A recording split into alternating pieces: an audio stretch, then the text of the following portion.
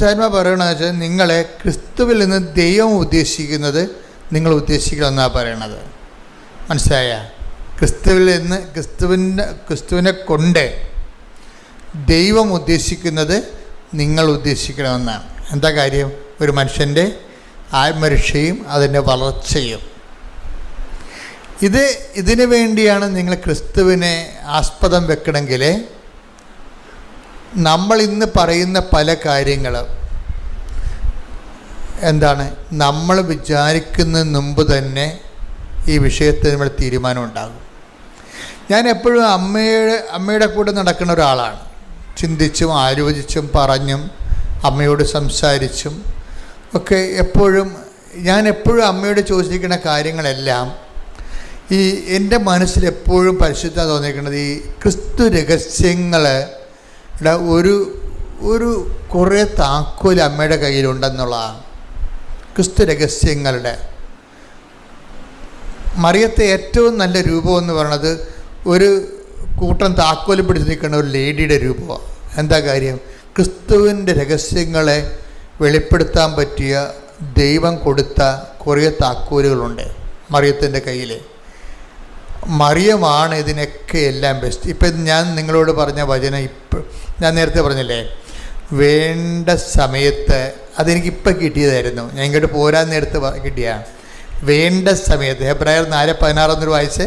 ഹെബ്രായർ 4:16 അതിനാൽ വേണ്ട സമയത്ത് കരുണയും കൃപാവരവും ലഭിക്കുന്നതിനായി നമുക്ക് പ്രത്യാശയോടെ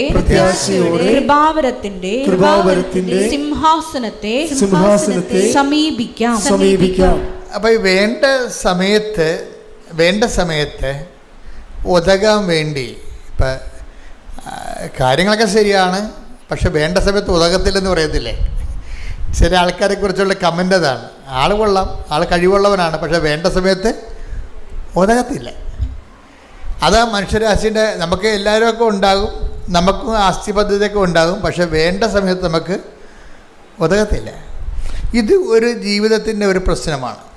വേണ്ട സമയത്ത് എല്ലാവരും ഉണ്ട്, പക്ഷെ വേണ്ട സമയത്ത് ഉതകത്തില്ല. അതുകൊണ്ടാണ് മനുഷ്യൻ പറയണത് അകലത്തെ ബന്ധുവിനേക്കാൾ നല്ലതാണ് അയലത്തെ ശത്രു. അത് വേണ്ട സമയത്ത് ഉതകണം അവനായിരിക്കും, ബന്ധുവൊക്കെ ആയിരിക്കും, പക്ഷേ വേണ്ട സമയത്ത് വേണ്ട സമയത്ത് എന്ന് പറയണത് ആണ്. ഉതകണമെങ്കിൽ വേണ്ട സമയത്ത് തന്നെ ഉതകണം, അത് കഴിഞ്ഞിട്ട് ഉതകിയിട്ട് കാര്യമില്ല.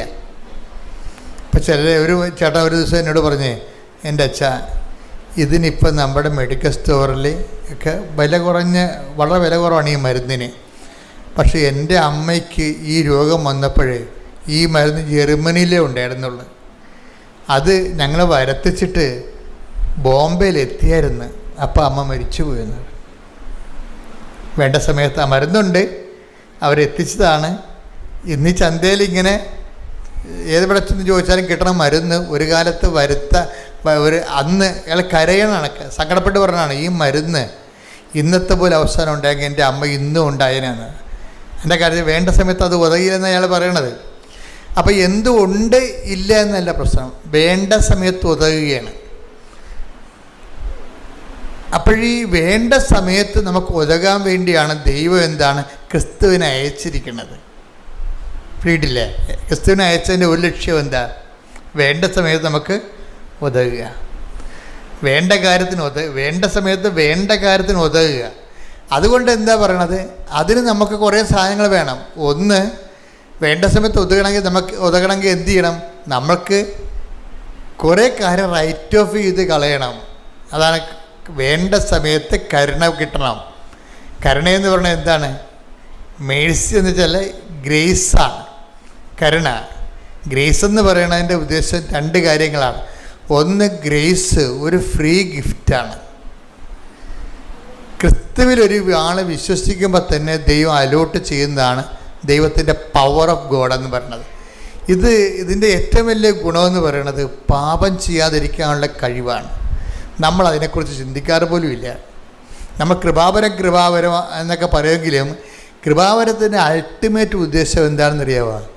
ദൈവം ഉദ്ദേശിക്കുന്നത് പാപം ചെയ്യാതിരിക്കാനുള്ള കഴിവാണ്.